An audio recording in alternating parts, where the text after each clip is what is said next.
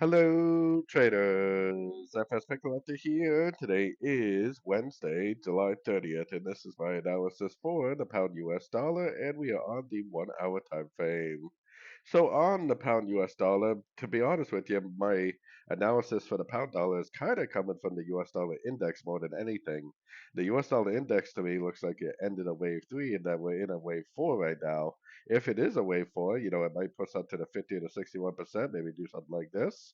Very corrective overlapping pattern over the next few hours. We have FOMC interest rate this evening, and I will be live streaming on YouTube starting 30 minutes before the news comes out. So make sure you stop in for that to get your latest analysis. But I think we're going to end up doing something along these lines. Either it's going to spike up and then down, or it's going to be sitting at one of these fib levels and then spike down for like a wave five, is what I think is likely to happen at the news today. And that is mostly based on what I see on the US dollar index itself.